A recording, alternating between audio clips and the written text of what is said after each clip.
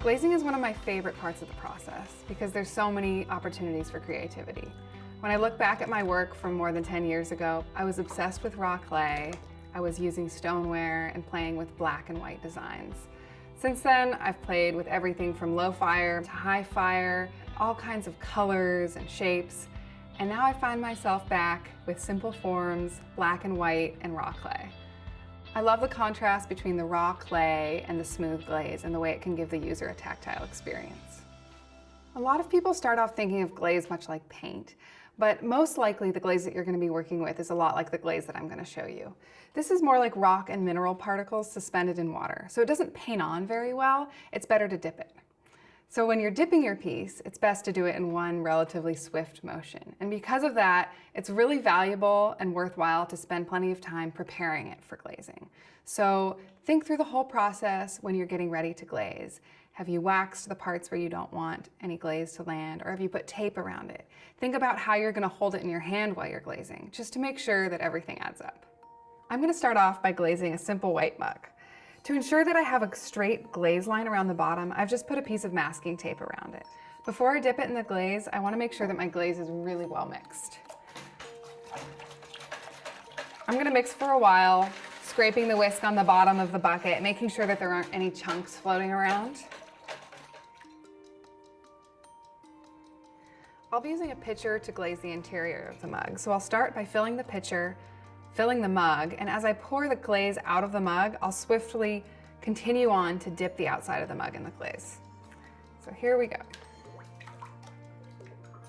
I usually like to just make sure there aren't any big chunks floating around, get a hang of my pour.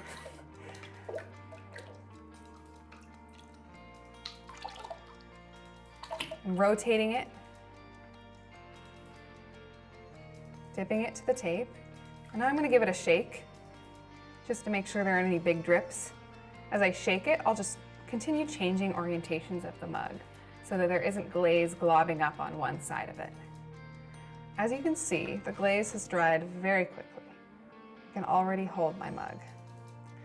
So I can clean up the glaze at the bottom in just a moment here, but I'm going to go ahead and peel away my tape.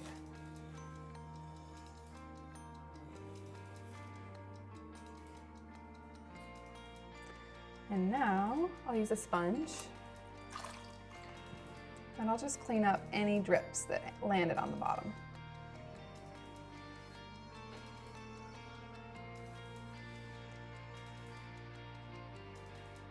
I'm also just kind of smoothing out that glaze edge since it's a little ragged in places. My mug is ready to go in the kiln. Wax is a great tool to use to add really simple design elements to your piece. I like it because it enables me to play on the contrast between the color and texture of the raw clay and the white glaze that I'm using. It enables me to make contemporary designs that are still simple enough to fit into a classic and timeless aesthetic.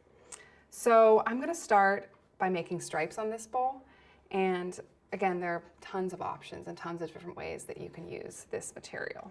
I like to use reed wax.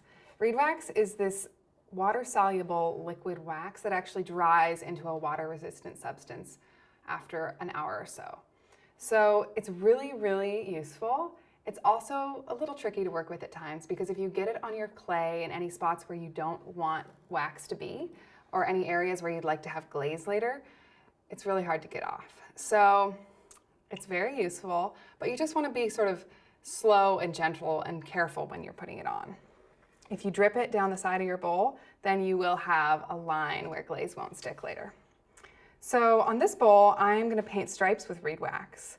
And I'd like to just map them out with a pencil first. So I like to do a lot of my glaze prep on the wheel just so that I can get nice straight lines.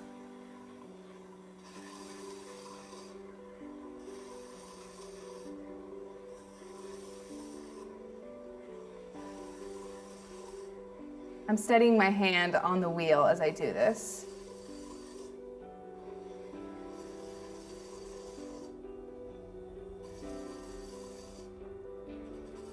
One great thing about using just normal graphite pencils is that the lines actually burn off in the glaze firing. So you can map out all sorts of glaze ideas with a pencil and even just wipe them off and try again as many times as you want without having to worry about it showing up on your finished piece.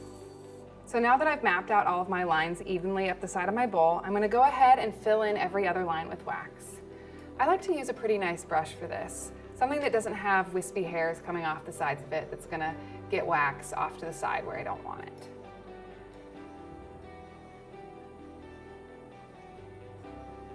So as I go, I'm just going to take my time. I don't want to fill my brush up with so much wax that it's going to drip out. Again, just because I can't really remove the wax if it drips down the bowl. It's possible to try and sand it off if this happens, but generally it's best if you don't have any wax strips where you don't want them. So I'm just lightly painting on the stripes, and I may go back once or twice during each stripe to refill my brush with wax. I'm erring on the side of not enough wax on the brush rather than too much, just so I don't drip. I also like to come back a few times just to make sure that there aren't any little lines or areas on the stripe where I didn't get wax, because it's annoying to clean those up later.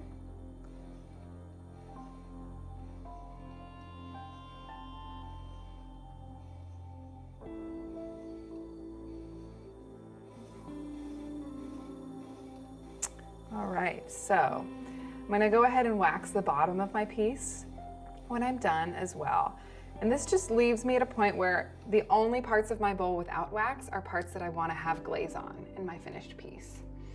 So try some stripes, and if you want, go ahead and try just doodling with wax on your piece. It can be really fun to freehand patterns and designs with wax and watch the glaze bead away and leave that image or those lines showing by the absence of glaze in your finished piece. So now that my piece is waxed, I do need to let it dry for probably an hour or two before I'm gonna dip it in the glaze, because the glaze won't bead off well from the wax unless it's fully dry. So when you're gonna move your piece somewhere to dry, just be sure not to touch the wax with your fingers, because the oils from your fingers will actually cause the wax to be less resistant later.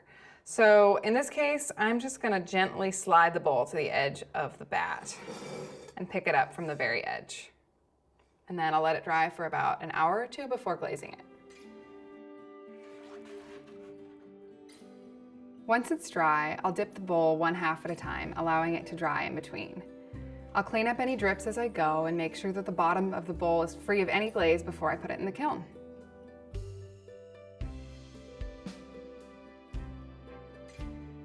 I've always been attracted to really simple and bold designs that play with negative space and use classic shapes like circles and triangles. And I've also often found inspiration in the landscape around me.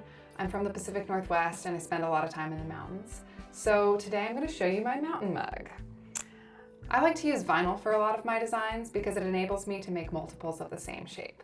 So I can go onto the computer, design my shapes, and actually have them cut out by a machine that cuts vinyl. Vinyl is basically like a sticker material, but it's not at all necessary. If you have masking tape and a pair of scissors, you can mess around with this technique just fine, or even an X-Acto knife might be really helpful. I start by drawing a pencil line about 1 inch up from the bottom, giving me a place to line up my vinyl or tape. Then I add my vinyl triangles centered on the front and back of the mug. The next step is to paint underglaze on the interior of the triangle. I usually do a couple coats of underglaze depending on how thick it is, just until it looks opaque. It dries pretty quickly, so it's easy to do a few coats in a row. Once the underglaze is dry, I add a strip of tape along the bottom of the mug in line with the underglaze triangle. I then paint wax on the triangles so that they'll be protected when I dip the mug. Let it dry for at least an hour or two. Once it's dry, I dip my mug with my hand using the pitcher method that I showed you earlier. Once you peel away the vinyl and the tape, your mug is ready to fire.